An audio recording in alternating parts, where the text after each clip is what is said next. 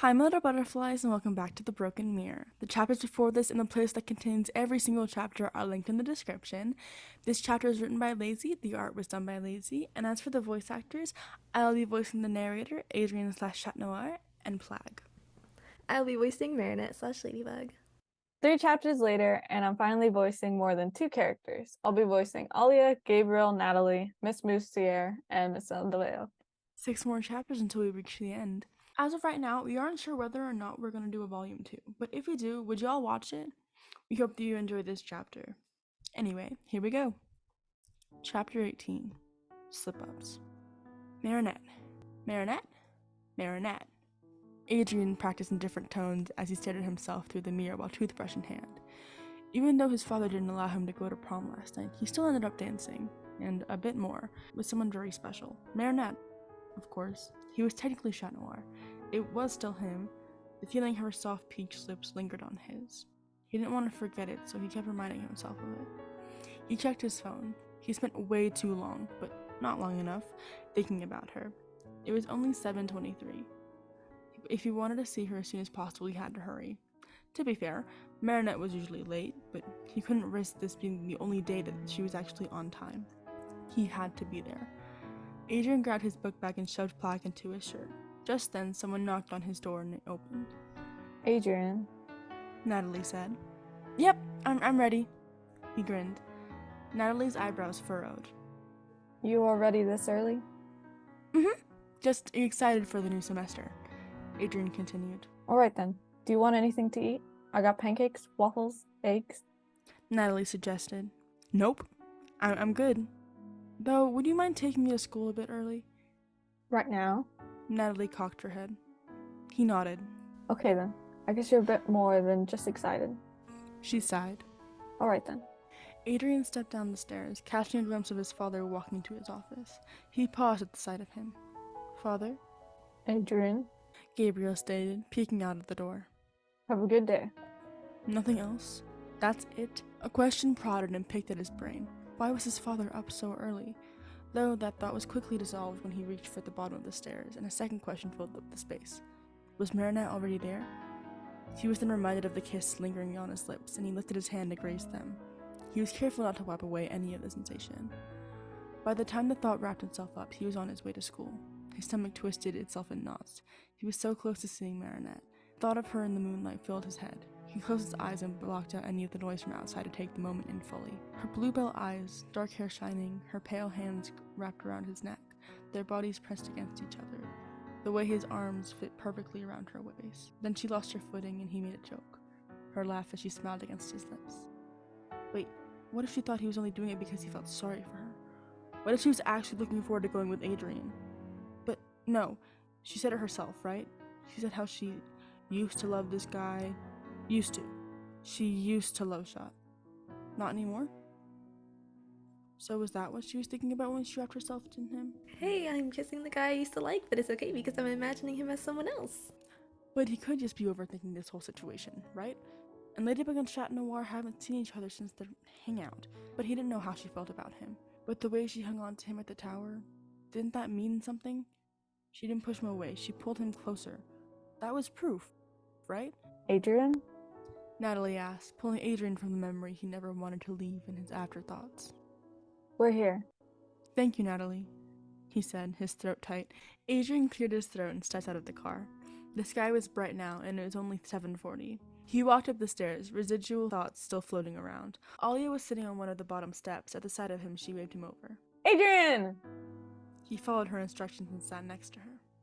Hey, Alya, he said. Is Marinette here? Boy, you know, Marinette, she's always late. Alya then asked. Why? Oh, just because I wanted to make sure that she was okay after I couldn't make it last night, Adrien quickly said. Okay then. Alya picked up her phone and tapped a few times. Her phone began dialing Marinette's number. Only a few minutes later, Marinette picked up. Hey, Alya, what's up? Marinette said. The tone of her voice reminded Adrien of last night for the 100th time. He could feel her heart pounding in sync with his. Her soft lips pressed against his, and then Alya said, You're almost here? Yep, I'm not late. Marinette responded. Okay, see you soon. Alya finished and hung up. She'll be here in about 3, 2, 1. Right on target, Marinette stepped through the entrance of the school. Told you. Alya laughed to herself. Hey, Marinette, Adrien called. Once she was close enough, Adrien could see every detail of her. Her hair was in a messy bun, and she left 2 strands of hair in the front that were slightly curled, framing her face perfectly. Her pale skin contrasted with her vibrant eyes, the curve inward where his own arm once sat. Marinette smiled. Hey, Adrien. He went straight to apologizing. I am so sorry for not making it last night, Marinette, It's fine. Marinette said, her face not leaving a smile. She really wasn't bothered by it. Are you sure? Adrien asked. Of course. It wasn't your fault. It's perfectly fine. Marinette reassured him. Okay, I'm really sorry about it though. Adrien, I'm telling you, it's perfectly fine. It's not like I was alone last night. Marinette smiled. Right. She wasn't alone. She was with Chat Noir. Him, on top of the Eiffel Tower, being more than just friends. He stared at Marinette, wondering if she also had the lingering feeling of his lips on hers. Was she also reminding herself of the feeling so she wouldn't forget him? Did she see Chat Noir in him? The thought of it warmed his chest. Adrien then wondered how long the feeling would hang around. Like, was there a time limit until he had to refresh it? Hey, where's Nino? Adrien asked them. Hungover. He had too many drinks last night. Alya replied. Oh, okay. I hope he gets better, Adrien said. Marinette and Alya's conversation carried on until the bell rang, and it continued when they sat down. Adrien tried to listen in on it, but he couldn't hang on to the words for long enough, for his mind wandered to places it shouldn't be. He began repeatedly writing Marinette's name in different forms: cursive, neat, blocky, bubbly, and in his own handwriting. He drew hearts around each one. Adrien, are you listening? Miss Bustier called, noticing he was fully immersed in something else. Adrien tilted his head up. Yeah? Can you explain what happened to Macbeth at the end of the play? Miss Bustier asked. Macbeth? His mind froze. Yes, what happens to Macbeth at the end of the play? Miss Bustier asked again. He didn't understand why he couldn't remember what happened. He usually remembers everything. Adrien stared blankly past Miss Bustier, hoping something around the room might help him. Seconds passed, and the pressure was harrowing. How could he have let this happen? Macbeth, he muttered again, trying to fill the silence. He died at the end of the play. Marinette interrupted. Ah, I appreciate that, Marinette. But I asked Adrien. Miss Bustier smiled. Adrien felt his cheeks grow hotter by the second. Right. Sorry. I just thought I would help him out. Marinette half smiled, and her voice was different from when she spoke to Chat Noir the night before. Thank you. Now, as I was saying, Miss Bustier continued on. Adrien closed his eyes for a brief second, and he mentally beat himself up over what just happened. When he opened his eyes again, he decided he'd pay closer attention but not get distracted as much. Though, within moments he found himself writing another poem about Marinette. The way your dark hair reflects the midnight moon, seeing past your mask while mine separates us. The feeling I get when I'm around you is a disaster, a study sesh, a dance, or a platonic date. All I can think about is if you feel it too. When I think I'm past you, your bluebell eyes stare into mine and I pop. Your heart seems to beat 1,000 times faster and I can't seem to make it stop. He read over it 1,000,000 times. He wasn't ever going to give this to her though, would he? No, he couldn't. Not without letting slip he knows her identity. And then what would happen? Maybe she would hate him, maybe she would understand. When he was finally brought back to reality, he became hyper-aware of everything, and suddenly, Marinette and Alya's whispered conversations behind him became 10 times louder, and he could hang on to every word. what? Alya whispered in shock. Yes. Marinette shushed her. Who took you to the... Marinette cut her off. Yes. Actually, or like... Alya whispered. The bell's about to ring. Everybody, pack up. Miss Bustier announced, clapping her hands together. Adrien tore out the page with the poem and crumpled it in his fist. As the bell rang, Adrien got up and tossed the paper in the trash. Just as he was about to leave, a voice called to him. Adrien! He turned around to see Marinette, backpack slung across her shoulders. Hi! He felt his heartbeat pick up. Hi. She smiled. At the sight of it, his throat went tight. What do you need? Are you okay? Marinette asked. Yeah. Why? He held his breath for a moment. Did she somehow know about the poem? Are you sure? You usually answer those questions better than I do. You seem out of it. she explained. Oh, that's what this was about. Yeah, just a bit tired, he replied, mentally sighing with relief. Oh, okay. If that's all it was about, I'll see you later. She flashed him a friendly smile, not the one he saw the night before, and turned to leave. They had the same class next. He decided to call her back. Wait, Marinette! He called. Marinette stopped and turned around. Yeah? You want to walk together? She turned back to Alya, who winked at her and left. Sure. Marinette replied, stopping for Adrien to catch up. So, what's up? Adrien asked her. Nothing much. I don't really have much to do anymore. Marinette explained. He assumed it was because of the recent loss of accumatizations, but he followed with, because you already finished and wore your dress? She raised her eyebrows. Yeah, that too. You know, it's a shame no one got to see your dress yesterday. Adrien smiled. Oh, it's not that big of a deal. Marinette gave a small breathy chuckle. Because... Now it was Adrien's turn to raise his eyebrows. Marinette stammered. Because... She held the S sound, trying to think of a plausible answer.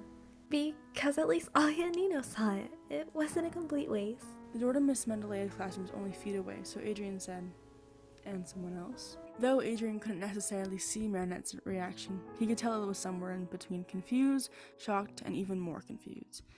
Adrien sped up to open the door for Marinette. What? Marinette asked quickly, stopping Adrien from opening the door by putting her hand on his. What do you mean? He could tell she was genuinely distressed because of what he said. He couldn't stop himself from just staring in her eyes. God, she's beautiful. What? What did you just say? Marinette's eyes grew wider. I have no idea what you're talking about. Adrien lied, loving to see how flustered she got. His smile widened and he began chuckling. I'm just joking, Marinette. An audible sigh of relief escaped her lips, and suddenly he wanted to feel it against his. Replays of last night filled his head. He bit his lip to stop them. The bell rang as Adrien opened the door. Adrien, late. Oh, and Miss Dupan Chang, keep this streak and you'll be sent to the principal's office. Miss Mendeleiev screeched. Sorry. Marinette muttered, taking her seat behind Adrien. The rest of the day was a blur. Marinette occupied his mind. On multiple occasions he was called on and he couldn't remember anything. Luckily Marinette covered for him, for the classes they shared.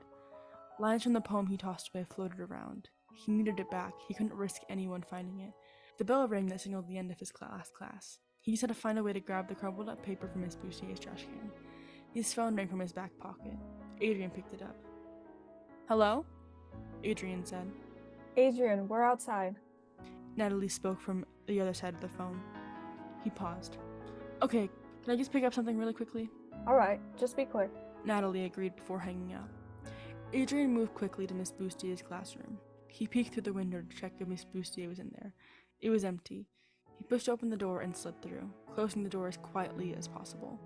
He stepped towards the trash can and knelt down, sifting through paper. He crumpled up each and every ball, reading all of them to check if they were his.